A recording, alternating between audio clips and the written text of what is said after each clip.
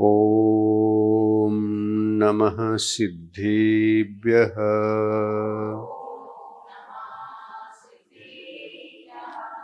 ॐ नमः सिद्धेभ्यः।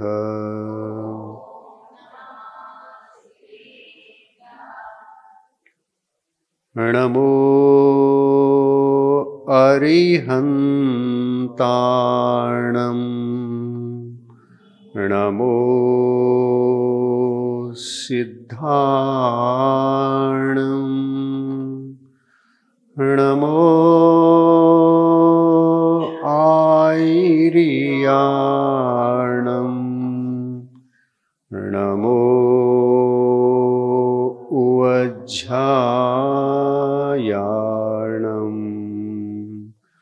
नमो लोये सौवसाहुणम्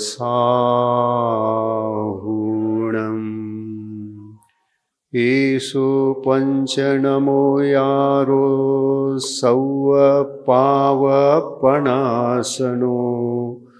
मङ्गलाणं च सव्येशिं पढमं हवै मङ्गलम् पढमं हवै मंगलम।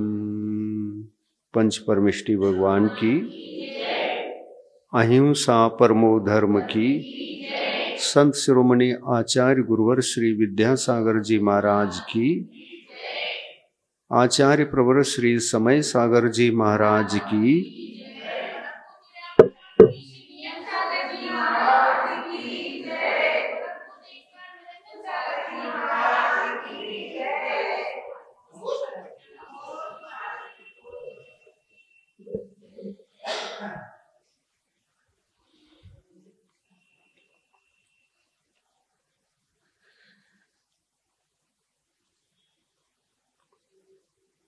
जो प्रवचन श्रृंखला निरंतर चल रही है,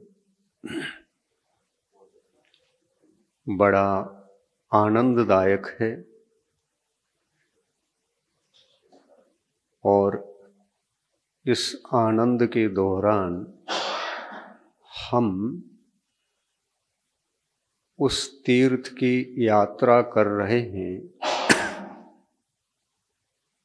जिसको उन महान आत्माओं ने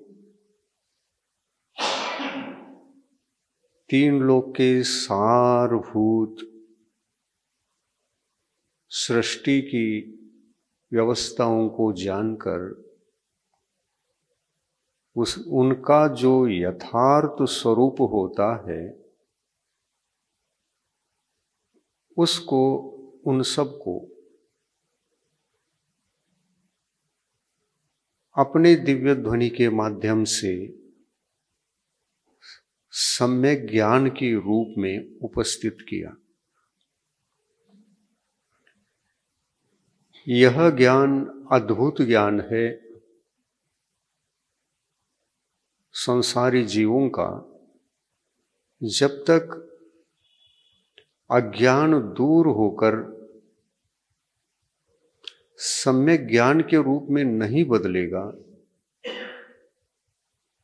तब तक वह ज्ञान तीर्थ की यात्रा कर नहीं सकेगा।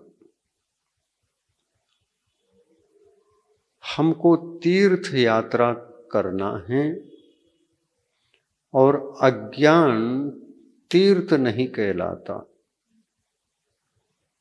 सम्यक ज्ञान तीर्थ है, मिथ्या ज्ञान पाप है। हम अनादिकाल से पापमय ज्ञानोपयोग के द्वारा भ्रमण करते रहे संसार में। जो ज्ञान पाप को पैदा कर दें वो तीर्थ कैसे हो सकता है? वो अधर्म की कोटि में आता है। और गुणस्थान के अनुरूप पूछो कि अधर्म की कोटि में आने वाला जीवात्मा का जो ज्ञान है वह किन गुण स्थानों तक विद्यमान होता है। तो केवली भगवान कहते हैं कि प्रथम गुण स्थान में, द्वितीय गुण स्थान में, तृतीय गुण स्थान में जीव अधर्मात्मा होता है और अधर्मात्मा होने के कारण से उसका ज्ञान सम्यक ज्ञान न होकर मिथ्या ज्ञान हुआ करता है।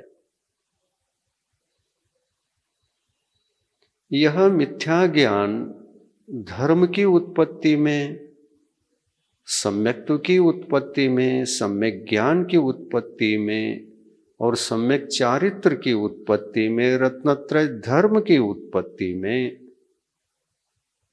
बाधक बनता है। ये बाधक बनने वाले ज्ञान को, जो मिथ्या ज्ञान कहलाता है, बाधक बनने वाले इस मिथ्या ज्ञान को सम्यक ज्ञान के रूप में कन्वर्ट कैसे करे। तो इसी को कन्वर्ट करने के लिए हमको केवली भगवंतों की शरण में, पंच गुरुओं की चरण शरण में जाकर उनके ज्ञान से परिचित होना आवश्यक है। उन पांचों का ज्ञान सम्यक ज्ञान है। सिद्ध भगवंतों का ज्ञान सम्यक ज्ञान की कोटि में आकर वह अनंत का रूप है, वह क्षायिक है, उसका विनाश नहीं, वह कृतक नहीं, वैभाविक नहीं, वह स्वाभाविक ज्ञान है। अरहंत भगवंतों का भी देखें तो वह भी क्षायिक होकर, स्वाभाविक होकर अनंत का रूप धारण कर चुका है। उनका भी एक समय था कि उनका वह ज्ञान वैसा नहीं था।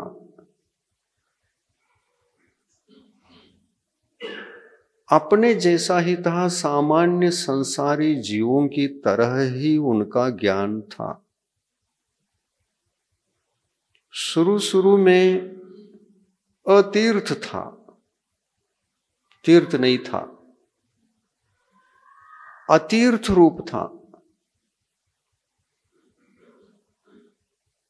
जब अतीर्थ रूप था तो उसको तीर्थ बनाने के लिए तीर्थंकरों की शरण में चला गया, ताकि तीर्थ यात्रा कर सके और तीर्थ का आनंद लुटा सके।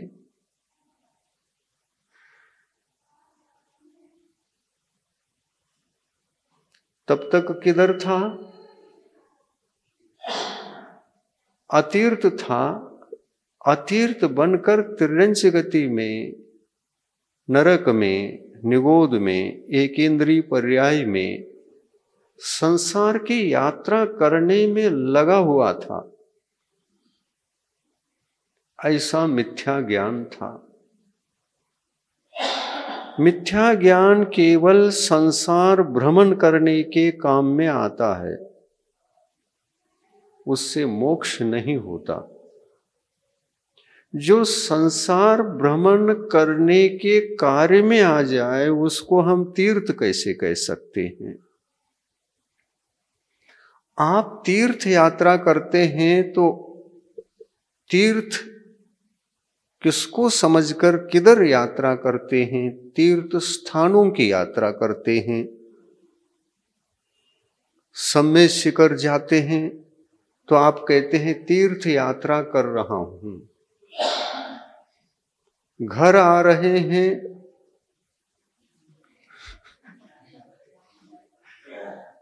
क्या बोलते? वापस आ रहे हो तो भी यात्रा कर रहे हैं ना। तो क्या बोलते? किसी ने पूछा कहाँ जा रहे हो? तीर्थ यात्रा करने गया था, अब वापस संसार यात्रा करने जा रहा हूं। यही कहते हैं ना, तीर्थ यात्रा करने जा रहा था, वापस संसार यात्रा करनी पड़ रही है, करने जा रहा हूं, घर जा रहा हूं। और कहां जाऊं? घर आना तीर्थ यात्रा नहीं, घर छोड़ना तीर्थ यात्रा है। ग्रह त्याग तीर्थ यात्रा है। और कहते हैं केवल ग्रह त्याग तीर्थ यात्रा नहीं, घर के ममत्व को, स्वामित्व को त्यागना, ये तीर्थ यात्रा है। स्वामित्व अगर त्यागा गया तो वह स्वामित्व बुद्धि, वह राग बुद्धि, वह कषाय बुद्धि, वह ममत्व बुद्धि,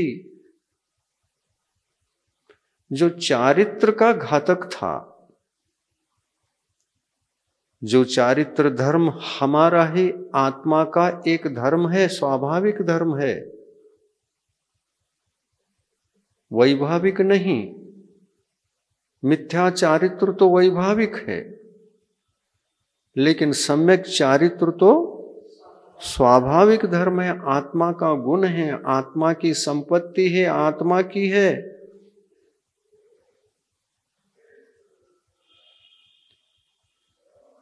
बाह्य परिग्रह के प्रति जो स्वामित्व बुद्धि होती है, इसी स्वामित्व बुद्धि को तो त्यागना महानता है। जब तक यह स्वामित्व बुद्धि का त्याग नहीं होता, तब तक संसार की यात्रा है। और स्वामित्व बुद्धि अगर त्यागा गया तो आत्मा की यात्रा है। आत्मा के स्वभाव की यात्रा है। आत्मा के स्वभाव के भीतर जाकर आत्मा के सुख को मैं भोगूं, उसकी यात्रा है। आत्मा का सुख श्रेष्ठ है या संसार का सुख श्रेष्ठ है?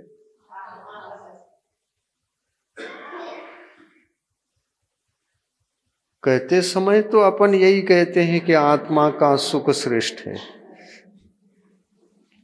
लेकिन अश्रेष्ठ सुख की यात्रा 24 घंटे रात दिन हो रही है। अश्रेष्ठ है फिर भी हो रही है।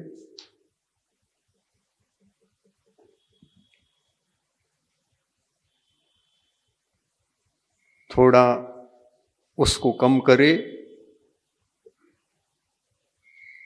तो जीव को धर्मोन्मुखी कहा जाता है। थोड़ा सा कम करने के भाव भी आ गए और कम कर लिया, वो आत्मोन्मुखी हो जाता है। और जो आत्मोन्मुखी होता है वो तीर्थ की यात्रा प्रारंभ कर देता है। बहिर्मुखी आत्मा बाहरी द्रव्यों में सच्चे सुख को ढूंढता है, शाश्वत सुख को ढूंढता है, और शाश्वत सुख मिले उस सुख को प्राप्त करने का प्रयत्न सदा करता रहता है। आप सोचिए, क्या शाश्वत सुख बहिर्जगत में है? नहीं है। बहिर्जगत में शाश्वत सुख नहीं, क्षणिक सुख है। पर द्रव्यों से उत्पन्न सुख को क्षणिक कहोगे या शाश्वत कहोगे? अशाश्वत है, क्षणिक है। मिला, छूट गया। मिलता है, छूटता है, मिलता है, छूटता है। छूटता क्यों है?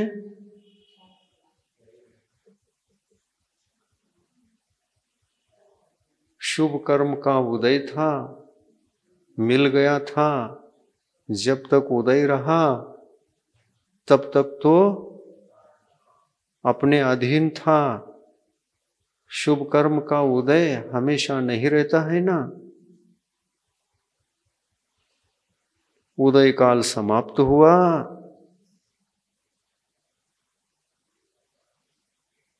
बाहरी सुख उसके साथ ही समाप्त हो गया। देखो कैसा है ये सब गणित। इसी तथ्य को संसारी प्राणी समझ नहीं पाते। कौन सा तथ्य? ये जो मिला है पुण्य के उदय से मिला है, वह उदय जब तक है तब तक ये है। उदय समाप्त हो गया तो ये भी उसी के साथ समाप्त हो जाता है। ऐसे सुख को अच्छा समझना चाहिए क्या? अपन को दीक्षा लिए बहुत साल हो गए।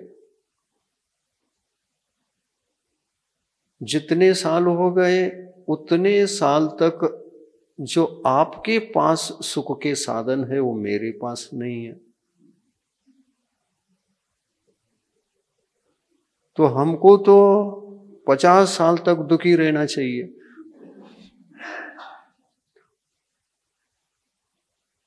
ऐसा कभी एक क्षण भी हमको दुख के रूप में कभी देखा कि वस्तु के न होने से, बहिर्वस्तु के न होने से हम दुखी हैं?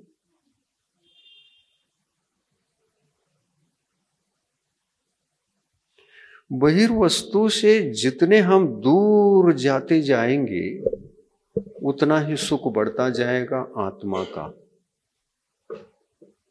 और बहिर्वस्तुओं के निकट निकट निकट निकट जब तक हम जाते रहते हैं, आत्मिक सुख समाप्त समाप्त समाप्त समाप्त होता जाता है। और जब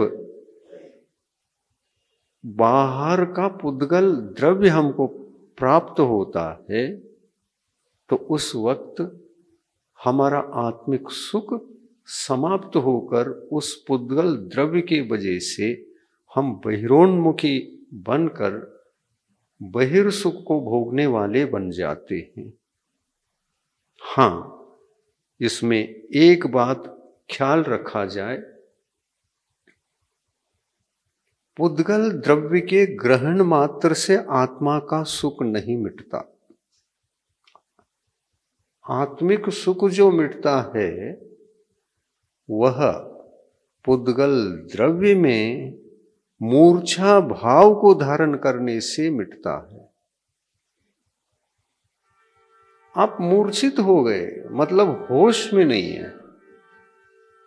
मूर्छा परिग्रह, परिग्रह की परिभाषा क्या है? मूर्छा परिग्रह वस्तुतः है मूर्छा रूप जो भाव है, और मूर्छा रूप भाव को जिसे अंतरंग परिग्रह कहा है, ये अंतरंग परिग्रह भीतरी परिग्रह है क्या बाहरी परिग्रह है? मूर्छा भाव अंतरंग परिग्रह है ना। मूर्छा परिग्रह, ये मूर्छा आत्मा से संबंधित है क्या पुद्गल से संबंधित? मूर्छा भाव तो आत्माधीन है, परंतु यह मूर्छा भाव आत्माधीन होकर पुद्गल के कारण से है, पुद्गल के निमित्त से है। अगर ये पुद्गल ही लोक में ना होता तो हमको मूर्छा भाव भी नहीं होता। जो है ही नहीं उसके प्रति कैसी मूर्छा है, इसलिए मूर्छा भाव उत्पन्न होता है। और आत्मा के भाव जब मूर्छा के रूप में रूपांतरित हो जाए तो बेहोश हो जाता है। किस किस से बेहोश होता है? वह सम्यक चारित्र नामक जो आत्मा का स्वाभाविक गुण है, स्वाभाविक धर्म है, उस धर्म के क्षेत्र में मूर्छित हो गया।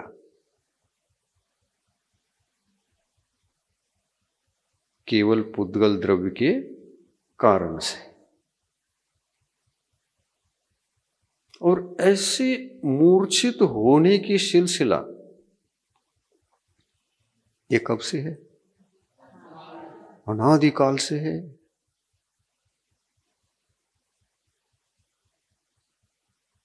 ये स्वामित्व बुद्धि छोड़ता ही नहीं।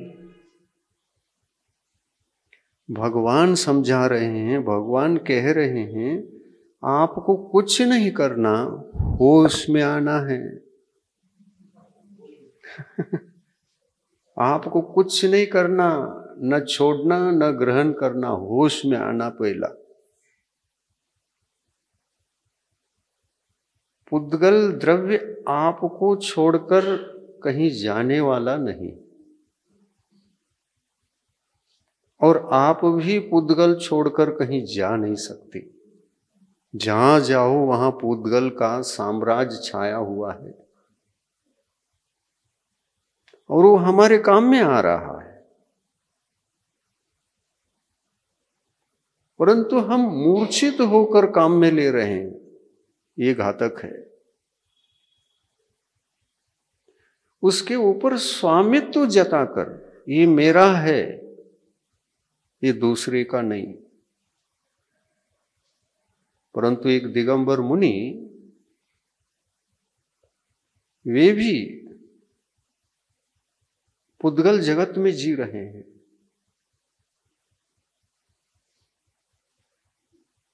पुद्गल जगत में जी रहे हैं, लेकिन मूर्छित हुए बिना जी रहे हैं, इसलिए अपरिग्रही हैं।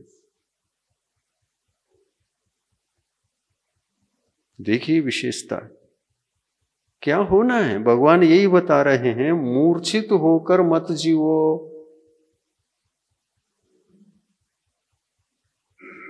सब जगह पुद्गल है, वो काम में आएंगे।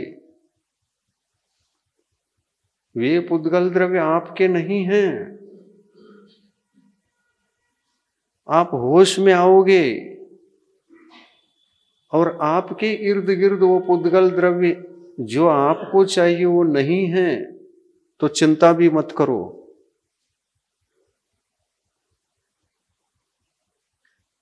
चिंता मत करो, क्योंकि पुद्गल द्रव्य में जो मूर्छित हैं वो आपके पीछे लेकर के भागेंगे आपको देने। वो जानते हैं वो धर्मात्मा हैं, वो जानते हैं वो धर्मात्मा हैं। दिगंबर मुनि के पीछे सब पुद्गल द्रव्य उनको जो चाहिए पड़ते वो लेके भाग रहे। खुद चेतन है और पुद्गल द्रव्य अचेतन है। दिगंबर मुनि मुड़ करके देखते हैं तो दोनों द्रव्य दौड़ के आ रहे हैं।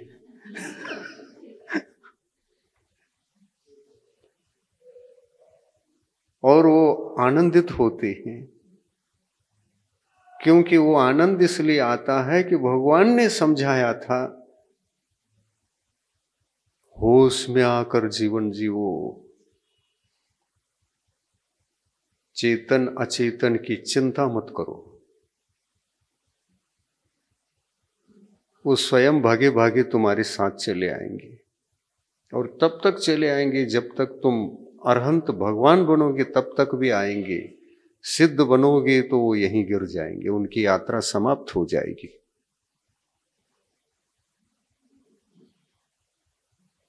ये पुद्गल द्रव्य अरहंत भगवान के साथ भी नहीं छोड़ेंगे, चेतन अचेतन दोनों। अरहंत बनो तो देवलोग पुद्गल द्रव्य को लेकर के उनके पीछे पीछे लगे हुए हैं, उनकी सेवा में लगे हुए हैं। वो चेतन है और पुद्गल द्रव्य अचेतन है ना वास्तविक परिस्थिति।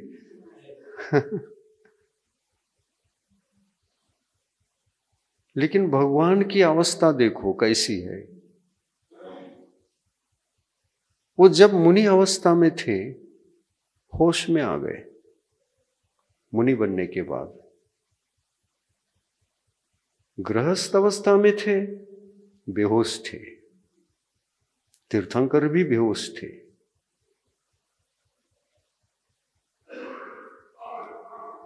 होश में आ गए, और होश में आने का कारण क्या बना? किसी के चरण शरण में गए, किसी ने समझाया होश में आओ? नहीं, वो तो स्वयंभू हैं। तीर्थंकर भगवान स्वयंभू हुआ करते, उनको किसी के चरण शरण की या संबोधन की या उपदेश की जरूरत नहीं रहती। वो स्वयं ही स्वयं में प्रतिष्ठित होकर स्वयं की शक्ति को जान लेते हैं। आत्मा की शक्ति को जानने की कैपेसिटी तीर्थंकर भगवंतों में वो नैसर्गिक है। उनको जो विरक्ति होती है चेतन अचेतन द्रव्यों से, इसी का नाम वैराग्य है। वैराग्य किसका नाम? चेतन अचेतन द्रव्य से विरक्त हो जाने का नाम वैराग्य है। वो हो जाता है, पर उपदेश के बिना होता है। वो कहीं पाठशाला में जाकर किसी गुरु को बनाकर उनसे उपदेश सुनकर वैराग्य को प्राप्त नहीं करते, परंतु 12 भावना का चिंतन में लग जाते हैं। 12 भावना के चिंतन में लगने से वह विरक्ति अपने आप में स्वयं के द्वारा स्वयं को जागृत हो जाता है।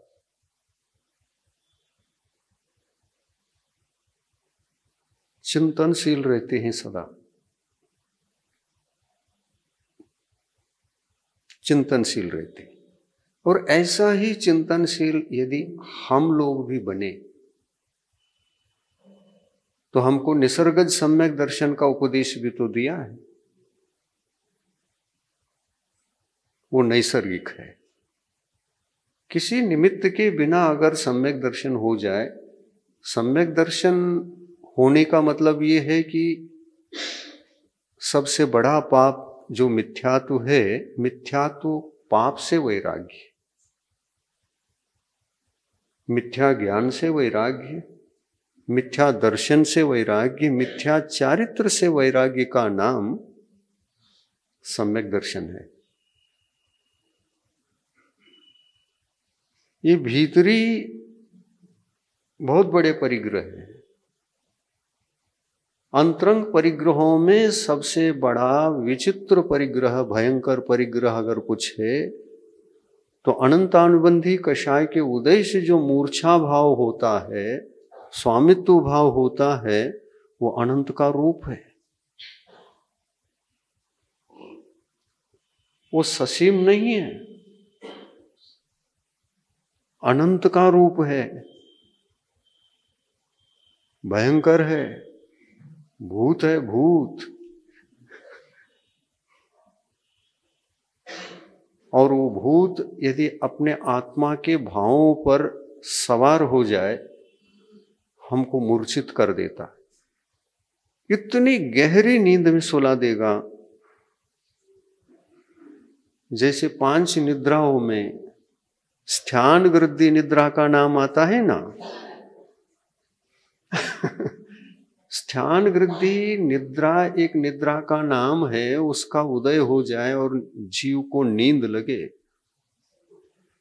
तो जीव चलता फिरता स्वप्न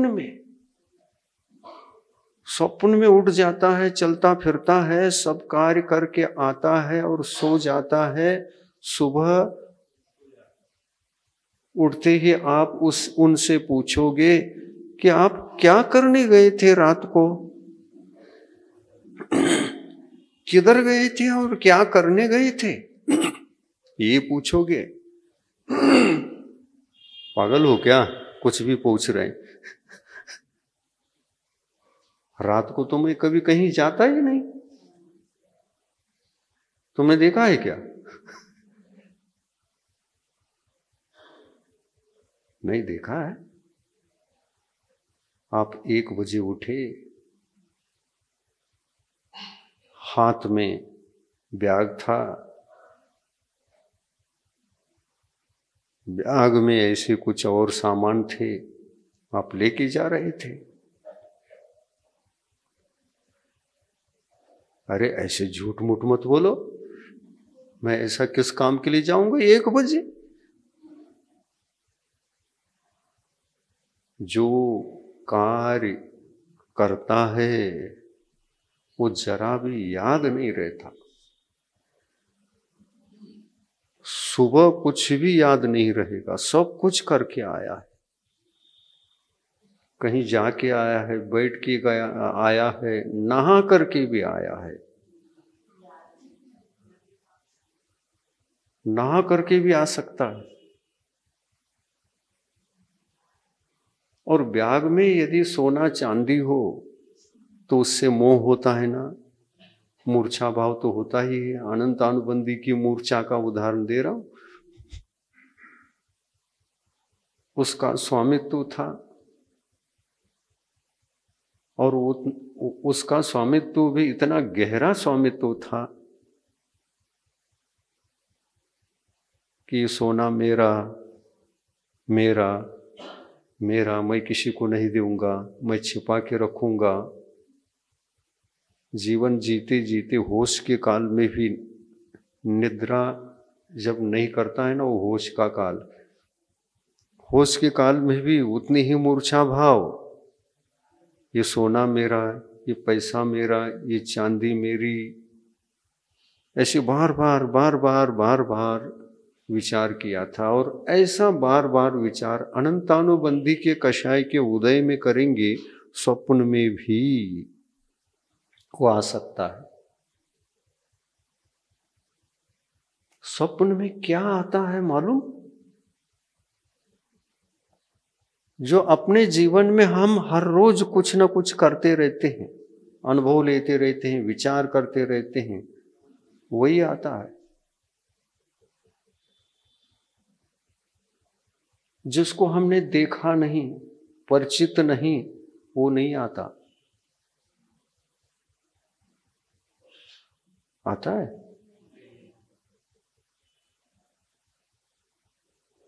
आपको विदेह क्षेत्र मालूम नहीं, लेकिन सुना तो है, लेकिन देखा नहीं। शास्त्र में पढ़ा है, सुना है। क्या सपने में कभी विदेह क्षेत्र आया किसी को? वहां समोशरण है, वहां श्रावक श्राविकाएं समोशरण में बैठकर प्रत्यक्ष भगवान का उपदेश सुन रहे हैं, सब कुछ चल रहा है वहां, लेकिन देखा नहीं है ना, जरा भी नहीं देखा, कभी नहीं देखा। क्या वह दृश्य भी कभी स्वप्न में आया? जिसको सुना, सुनने के बाद भी नहीं आ रहा, सुनने के साथ साथ जिस वस्तु को हम देखते हैं और देखकर चिंतन करते हैं, वो वस्तु स्वप्न में आती है। और सोना चांदी पैसा ये पुद्गल द्रव्य है। इस पुद्गल द्रव्य में अनंतानुबंधी के साथ स्वामित्व जमा कर यदि उसके बारे में बहुत चिंतन किया है, बहुत चिंता भी की है, तो क्या स्वप्न में नहीं आएगा? अधिक आसक्ति के काल में ध्यान गृद्धि निद्रा कर्म का बंद होता है। अत्यधिक आसक्ति पुद्गल द्रव्यों में, तो कषाय की तीव्रता है ना, तो ये कषाय की तीव्रता को, इस आसक्ति को मूर्छा भाव कहते हैं। बेहोश भाव, मूर्छा भाव, मूर्छा परिग्रह। उस काल में क्या दर्शनावरणी कर्म का बंद नहीं होगा? तो 5 निद्राओं में किसका बंद होगा? ध्यान गृद्धि का होगा कि नहीं होगा? और उस ध्यान गृद्धि दर्शनावरणी कर्म के भीतर इतना अनुभाग गहरा होता है कि आपको सुला देगा तो आपको क्या क्या करते हैं पता ही नहीं चलेगा। करके आए हैं, सोए हैं घर में, सुबह उठ करके देखा तो सभी गीला हुआ है, कपड़े कैसे सूखेंगे? और वास्तविक करके कार्य करके आए, नहा करके आए,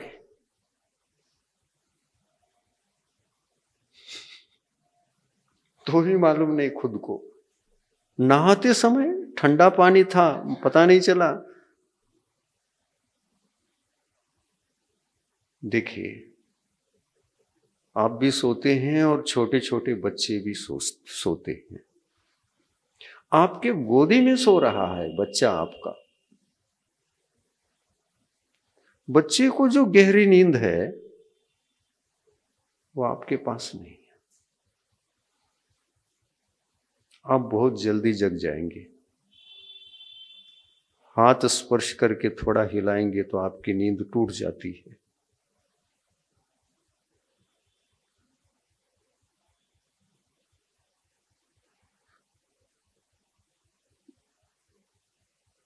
सद्यो जन्म जो बच्चा पैदा हुआ और 1 आध महीने का है, उसको जगा सकते हैं आप?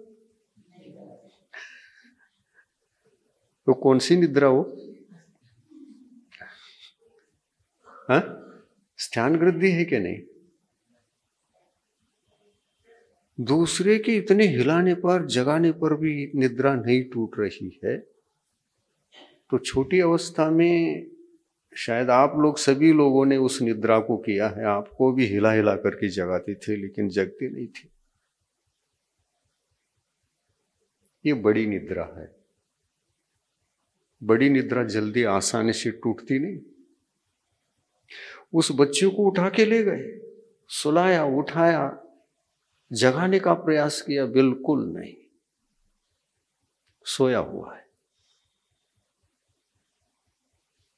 ऐसी इतनी गहरी नींद आने के लिए कारण क्या है? दर्शनावरणी कर्म ध्यान गृद्धि का उदय तो हो सकता है, लेकिन कारण एक और भी है। क्या कारण है? बच्चा हाथ पांव हिलाता हिलाता हिलाता थक जाता है। उसके हाथ पांव कभी स्थिर नहीं रहते, बहुत हिलाता है, बहुत हिलाता रहे। हाथ भी हिलते रहते हैं, पांव भी हिलते रहते हैं, इधर का भी उधर का भी, ऐसे करवट लेता रहता है। छोटा शरीर है, थकेगा क्या नहीं? शरीर थक जाए तुरंत नींद आती है। थक जाता है शरीर में तुरंत नींद आती है। और असली कारण तो ये है, बच्चे जैसे निर्विकल्प रहते हैं वैसे आप नहीं रह सकते। ये निर्विकल्पता नींद का कारण है। और ऐसी निर्विकल्पता जब आप सामायिक में बैठना चाहते हैं, बैठ जाते हैं, तो आप भी निर्विकल्प हो जाते हैं, इसलिए निद्रा आ जाती है।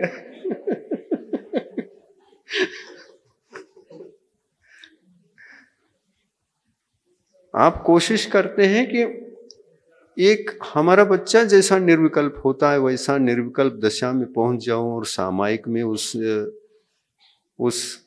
उस निर्विकल्पता का उपयोग करूं, सामायिक करूं, कर्म निर्जरा करूं, विशुद्धि बढ़ाऊं, साधना बढ़ाऊं, इस भाव से उस बच्चे से शिक्षा लेकर आप सामायिक में बैठने लगते हैं तो निद्रा तो तुरंत हाजिर हो जाती है।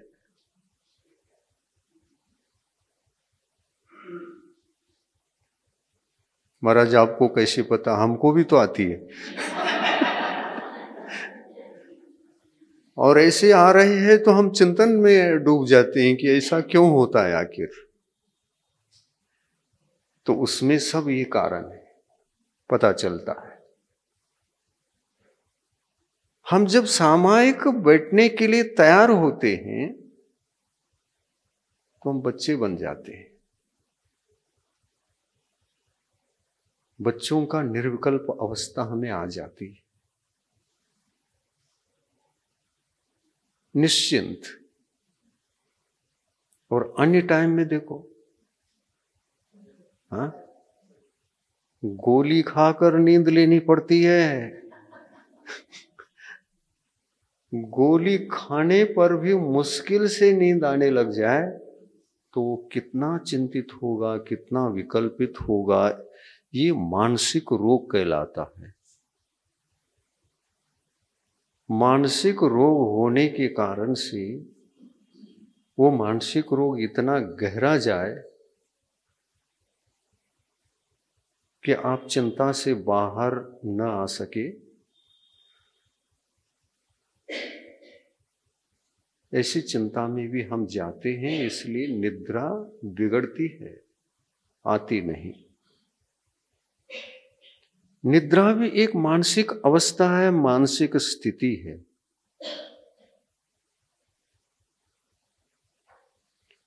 आपका मन जितना निर्विकल्प निश्चिंत रहेगा, निद्रा आएगी, स्वाभाविक रूप से आएगी। आपको निद्रा आएगी तो स्वस्थ रखेगी। निद्रा स्वस्थता का कारण है। और निद्रा नहीं आएगी तो आप बीमार हैं। उस बीमारी के लिए फिर नींद की गोली है, औषधि है। उस औषधि को लाने के लिए बाजार में जाना पड़ता है। बोर्ड पर लिखा है दवाइयां, लिखा हुआ मिलता है। यहां दवाइयां मिलती है, दवाई नहीं मिलती, दवाइयां। यानी उसमें निद्रा की गोली भी है, समझो। और दुकान की सीढ़ी चढ़कर पूछो क्या निद्रा की गोली है, तो बोर्ड पर क्या झूठ लिखा है क्या? दवाई लिखा है क्या? दवाइयां लिखा है, बहुवचन लिखा है कि नहीं? तो ये मेडिकल दुकान है, इसमें सब प्रकार की गोलियां मिलती हैं। ये गोली ले लो, नींद आएगी। ले करके सोना पड़ता है। ये क्या है? मानसिक दशा है ना।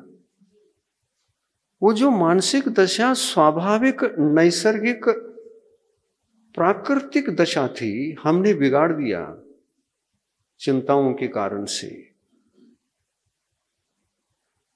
और वह दशा बिगड़ गई तो हम अस्वस्थ हो गए, मानसिक रूप से अस्वस्थ।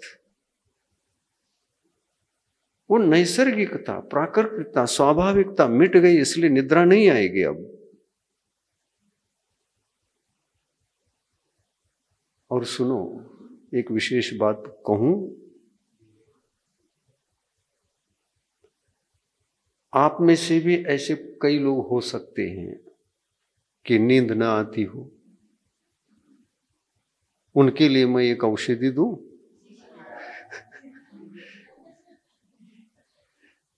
औषधि दूं? ठीक है। निद्रा नहीं आ रही है तो अपने मन में ये मानसिकता बना लेना, निद्रा आ रही है, नहीं आ रही है तो नहीं आ रही है।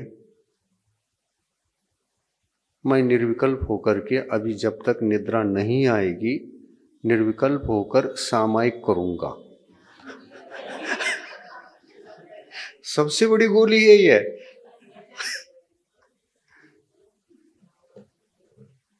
सामायिक करो या न करो, निर्विकल्प हो जाओ और एक माला फेरो।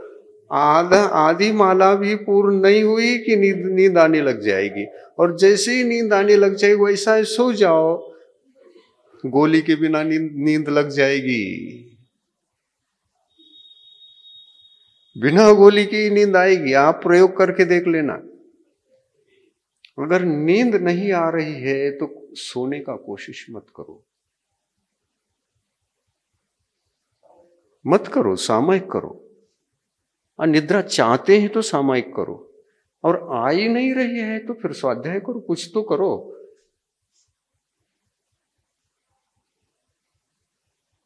या तो ज्ञान कमाओ या तो सामायिक करो, कर्मों की निर्जरा करो, सामायिक में माला फेरो, कोई विषय का चिंतन करो। और दूसरी बात, चिंतन करना नहीं आता है, चिंतन में भी नींद कभी कभी नहीं आती, और चिंतन गहरा गया, आनंद आने लगा तो नींद और भग जाएगी।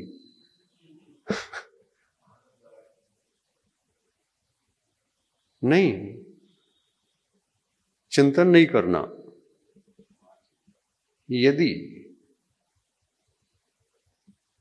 आप नींद ही करना चाहते हैं तो माला भी मत फेरो, स्वाध्याय भी मत करो, चिंतन भी मत करो, कुछ न करो। एकदम बैठ करके शांत मुद्रा में शांत ही बैठे रहो, कोई विचार नहीं करना, कुछ नहीं करना। और मन में शांति के साथ साथ कोई भी एक वस्तु को ध्यान का विषय बनाना। क्या है? किसको विषय बनाओ? कोई भी एक विषय उठा करके भगवान की प्रतिमा ले लो, बहुत अच्छी बात है। अगर उसको विषय बनाओगे तो सपने में भी आ सकता है। भगवान की प्रतिमा को ले लो, आप अपने मंदिर के भगवान की प्रतिमा को आंखों के सामने ठहरा दो, उसी को देखना, उसको ओझल होने मत देना। साथ साथ मन को इतना शिथिल बनाना कि भगवान को केवल देखते देखते देखते मन को हल्का हल्का हल्का हल्का शिथिल, टेंशन नहीं, शिथिल ढीला बनाओ मन को। देखते रहो, देखते रहो, देखते रहो, शांत हो जाओ। जैसे ही भगवान को देखते देखते शांत हो जाओगे, 1-2 मिनट में ही नींद आ जाएगी।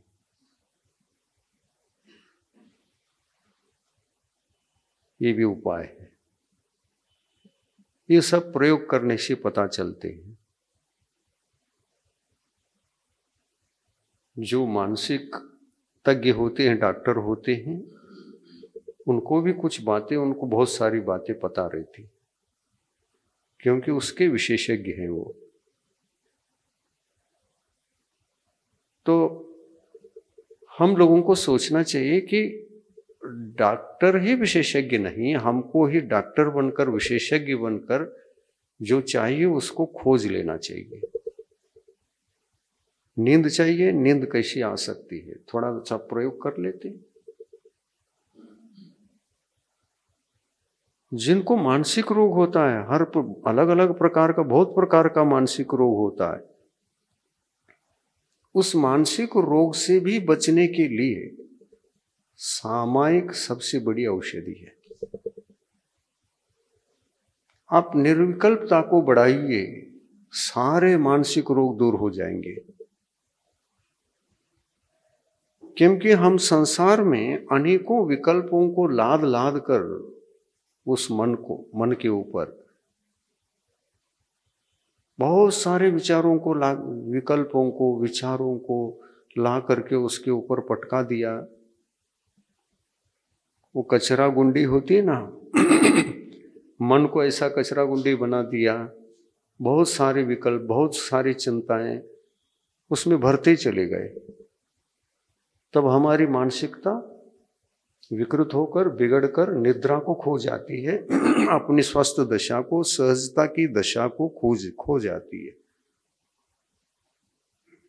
तब ये मानसिक रोग हो जाता है। मानसिक रोग होने से फिर सबको चिंता होती है, क्या हो गया। मानसिक रोग होने से ही पागल बनते हैं लोग। अति हो गया तो पागल, अति हो गया पागल। वो पागल होने के बाद पागल जैसे बोलने लगता है, लेकिन शुरू शुरू में लोग कहते हैं इसको भूत चढ़ गया है। वो और भ्रमित होते हैं, कुछ और कहने लगते हैं, क्या भूत चढ़ गया है? नहीं, भूत नहीं चढ़ा। क्या चढ़ा है? हाँ, भूत नहीं चढ़ा है, कचरा गुंडी भर गई, सड़ रही है।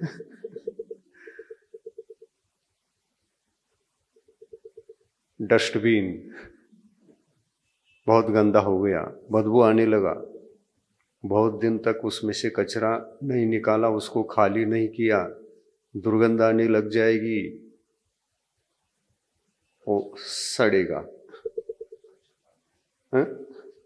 हाँ, तो क्या है ना, आपके पास एक संकल्प रहना चाहिए, जिस संकल्प को आप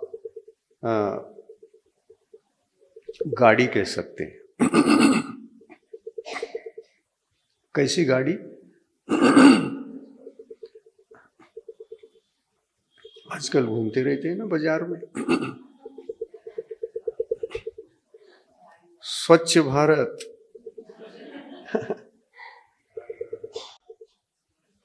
स्वच्छ भारत को स्वच्छ रखने के लिए सरकार ने एक विशेष व्यवस्था की। सब जगह गाड़ी बनवाया, सबको आदेश आया।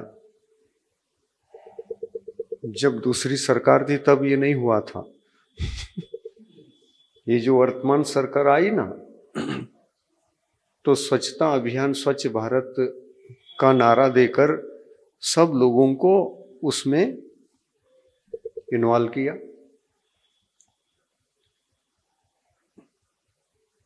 सब जगह गाड़ी, सब जगह कचरा गुंडी, इनकी व्यवस्था हो गई।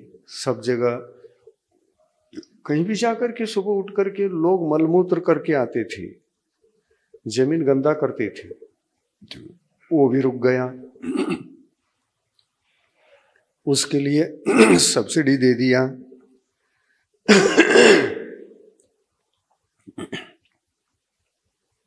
सहायता, गरीब हो इतनी सहायता मिलती है, ये ले लो, अपने घर में ही शौचालय बनाओ, अपने घर के घर का जो काम धंधे करने पर रसोई घर में इधर उधर कचरा गिरा हो, एक थैली में भरो, बाहर ले जा करके अपने दरवाजे में रखो, गाड़ी आएगी उसको ले जाएगी।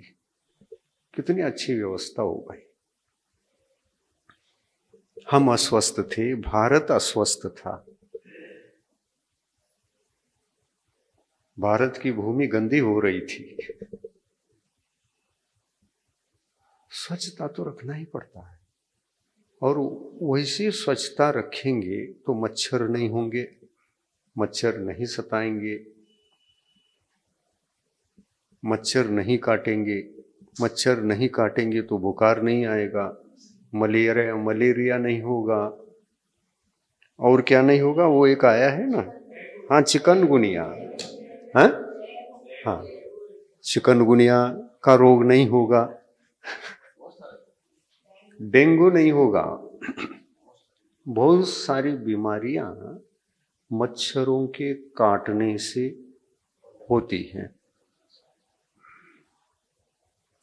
घर को सदा स्वच्छ रखना चाहिए, घर के परिसर को भी स्वच्छ रखना चाहिए,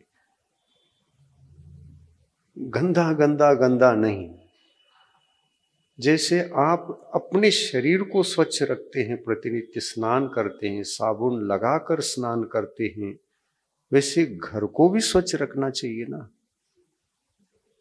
आजकल जैन घरों को हम देखते हैं, क्योंकि 24 घंटे में एक बार उनके रसोई घर तक जाने का अवसर मिलता है। हम जाकर के देखते हैं तो ऐसा लगता है कि ये जैन घर वाला रसोई घर नहीं है। जैनों का रसोई घर क्या होता है, कैसे होता है? जैन तो विवेकपूर्ण जीवन जीने वाला, अपने आचार विचार, घर का निर्माण, रसोई घर का निर्माण वास्तुशास्त्र से अविरोधित गृह निर्माण होता है। हमने बहुसंख्यक घरों में देखा, वहां गुरु आहार के लिए आए हैं तो आपको प्रकाश में खड़े करके आहार देने के लिए कोई प्रकाश नहीं। कैसे आहार लें? और स्वयं आप जैन हैं, आप जैन होने के कारण से रात्रि भोजन त्याग कर रहे हैं, क्योंकि रात में भोजन में कहीं त्रस जीव न गिरे, जीव जंतु न गिरे और पेट में न जाए और ये पाप न लगे, इसलिए रात्रि भोजन त्याग कर रहे हैं। हमने देखा कि रसोई घर में बल्ब जलाकर, ऐसा ऊपर बल्ब जल रहा है और ये रसोई बन रही नीचे, और त्रस जीव जो आकर्षित होते हैं लाइट से, लाइट की ओर उड़ करके चले जाते, वहां बैठने का कोशिश करते हैं और वो गिरते भी हैं। क्या लाइट पर बैठे जीव आपके रसोइयों में गिर नहीं सकता? तो रात्रि भोजन त्याग है, और 24 घंटे तो वहां पर रात्रि ही है रसोई घर में। कहाँ है रात्रि भोजन त्याग? दिन भी रात्रि है और रात्रि भी रात्रि है, वहां पर निरंतर जीव वास करते हैं, त्रस जीव, जहां प्रकाश मिलता है उनको नहीं। आप घर बना रहे हैं तो सबसे पहले रसोई घर में ध्यान रखना चाहिए कि वहां पर प्रकाश भरपूर होना चाहिए, ऑक्सीजन खिड़कियों से दरवाजे से खेलना चाहिए, क्योंकि रसोई घर में ऑक्सीजन आएगा तो जो रसोई बनती है वो भी पावरफुल होता है। जैसे आपके लिए श्वासोच्छ्वास में प्रति पल ऑक्सीजन चाहिए, भोजन बनने के बाद भी भोजन के लिए भी ऑक्सीजन मिलता है, तो वह भोजन स्वादिष्ट भी बनता है और स्वास्थ्यवर्धक भी रहता है। जंगल में रहने वाले आदिवासी जब भोजन पकाते हैं तो पेड़ों के नीचे भोजन पकता है। नैसर्गिक हवा नैसर्गिक अग्नि, नैसर्गिक ऑक्सीजन, इन सब से वह भोजन चार्ज हो जाता है। ऐसा भोजन हमारे स्वास्थ्य के लिए औषधि का रूप बन जाता है। हमने अपने घरों को कैसा बना डाला? अस्वस्थ बना दिया। रसोई घर अस्वस्थ है। रसोई घर अस्वस्थ का मतलब वो वास्तुशास्त्र से भी ठीक नहीं। देखिए, रसोई घर तो मुख्य है, अन्यत्र प्रकाश रहे या न रहे, लेकिन रसोई घर में तो प्रकाश सदा रहना चाहिए और अवश्य रूप से रहना चाहिए। आप जहां उठते हैं, बैठते हैं, सोते हैं, उन घरों में, उन स्थानों में खिड़की हो ना हो, कोई पूछ, होना तो चाहिए, लेकिन उसको इतना महत्व नहीं है जितना रसोई घर के अंदर प्रकाश होना चाहिए। वहां उस घर में महाराजों को आहार कैसे कराओगे? बहुसंख्यक घरों में मैं जाता हूं तो वहां पर प्रकाश का स्थान ढूंढ कर, ढूंढने में ही 5 मिनट लगते हैं। इधर खड़े हो जाओ, उधर खड़े हो, इधर खड़े हो तो दिशा नहीं मिल रही, उधर खड़े हो तो अंधेरा है, क्या करे? बहुत परेशान होते हैं हम। और फिर कुछ समझौता करनी पड़ती है, उसमें भी थोड़ा प्रकाश मिल रहा है और थोड़ी दिशा गौण हो रही, तो हम दिशा को गौण कर देते हैं, चलो दिशा देखना ही नहीं। प्रकाश अति महत्वपूर्ण है, क्योंकि हमारा जो आहार में एक समिति है। कौन सी समिति? एषणा समिति। एषणा यानी देखना, आहार सामग्री को देख, प्रकाश में देख करके खाना। नहीं तो उसमें जीव है, नहीं है, जीव है तो अंधेरा है तो जीव दिखेगा नहीं। तो अंधेरे में खड़े होकर के दिगंबर मुनि महाराज आहार क्यों नहीं लेते? क्योंकि अंधेरे में लेंगे तो रात्रि भोजन त्याग हमारा भी नहीं है, फिर रात में खाने जैसा दोष लग जाता है। इसलिए ध्यान रखना है, अगर रसोई घर में, जैन रसोई घर में प्रकाश नहीं है तो प्रकाश के लिए खिड़की यदि छोटी है, अंधेरा पड़ रहा है, तो खिड़की को बड़ा कर देना चाहिए, वेंटिलेशन होना चाहिए। प्रकाश के लिए जितना प्रकाश आ जाए कम है, उतनी बड़ी खिड़की होना चाहिए। रसोई घर बहुत बड़ा होता है, लेकिन खिड़की बहुत छोटी होती है, तो अंधेरा तो पड़ेगा। 2 खिड़कियां लगाना चाहे तो लगा सकते हैं, लेकिन प्रकाश भरपूर आने योग्य रसोई घर को बनाना चाहिए। वो है वास्तुशास्त्र से सुयोग्य रसोई घर। और आप तो जैन हैं, अहिंसा धर्म के पुजारी हैं। अहिंसा का पालन निरंतर होना चाहिए, और रसोई घर को अंधेरे से मुक्त रखोगे तो रात्रि भोजन त्याग करना और अंधेरे में खाना, ये रात्रि भोजन त्याग नहीं, वो त्याग होते हुए भी ना के बराबर है।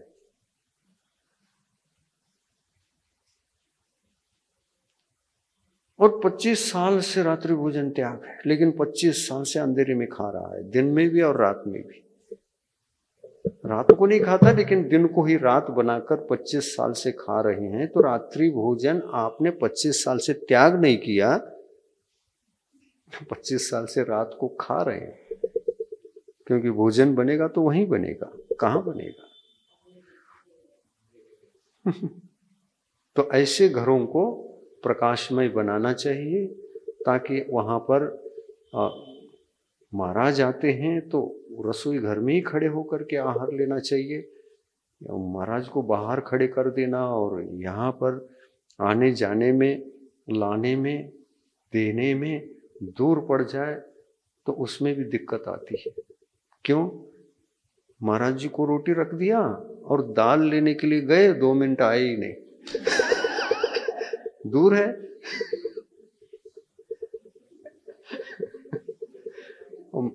महाराज खड़े हैं, दाल कब आएगी?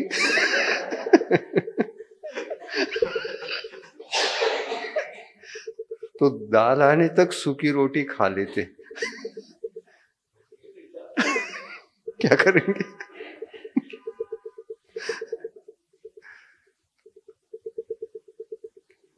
और कोई कोई कह भी देते हैं, महाराज तब तक ले लो, वो आए।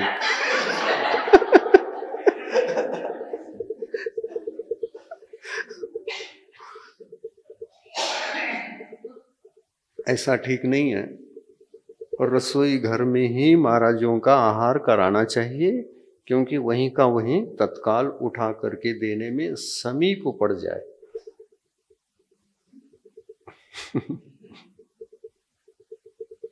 समय हो चुका है, हम व्यवहार नहीं की बात कर चुके, निश्चय नहीं बहुत दूर है, लेकिन रसोई घर का व्यवस्थित होना और व्यवहार धर्म की रक्षा के लिए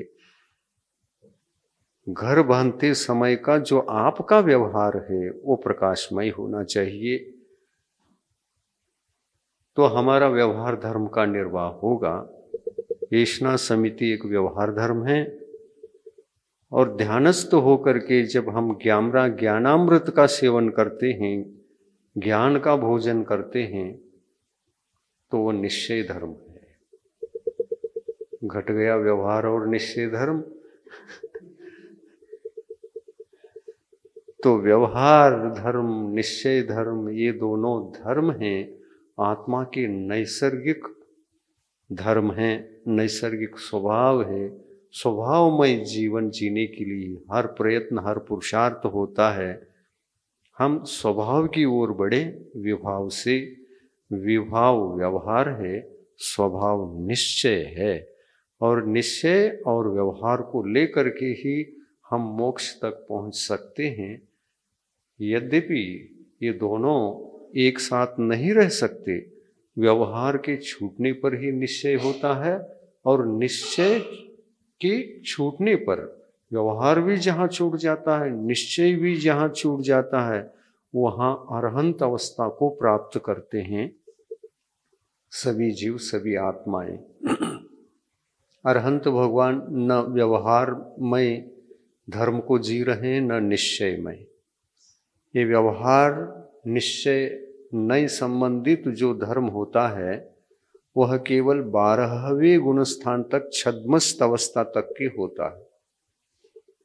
क्योंकि निश्चय धर्म अर्थात शुद्धोपयोग, शुद्धोपयोग की अवस्था छद्मस्त अवस्था में 7वें गुण स्थान से लेकर 12वें गुण स्थान तक होने से ये दोनों उपयोग, शुभोपयोग और शुद्धोपयोग, शुभोपयोग व्यवहार धर्म रूप है और शुद्धोपयोग निश्चय धर्म रूप है।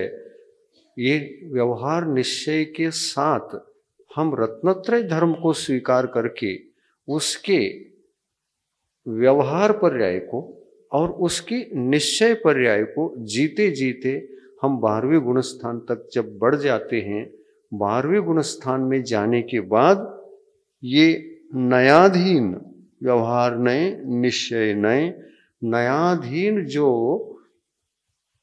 धर्म होता है उसकी समाप्ति का वहाँ स्थान आता है 12वां गुण स्थान, 12वां गुण स्थान। वहाँ पर अंतिम निश्चय धर्म है, उत्कृष्ट निश्चय धर्म है, उत्कृष्ट शुद्धोपयोग है, और उस निश्चय धर्म से, उस शुद्धोपयोग से केवल ज्ञानोपयोग की उपलब्धि होती है। ऐसा जैन दर्शन, आध्यात्मिक दर्शन की गहराई रूप जो जैन दर्शन है, ऐसा व्याख्यान करता है। इसी व्यवहार निश्चय धर्म को हम समझाते समझाते कितने दिन हो गए आज? हाँ? आज 12वां दिन है। फिर भी यह विषय बहुत विस्तृत है, बहुत गहरा विषय है। इसके कली कली को खोलने के लिए और भी आगे श्रृंखला बढ़ेगी। आज इतना ही। प्रभु देव तुम्हारे पवित्र मुख से निश्रित जो शीतल वाणी, जग जन मन के मल को धोती, अतः कहाती जिन वाणी। जयवंतो माँ जग में तब तक, जब तक सूरज चांद रहे। शीश नवाते कर्म हरो माँ, अब तक हम विषयांध रहे। अब हम ना विषयांध रहे। जिनवानी माता की जय।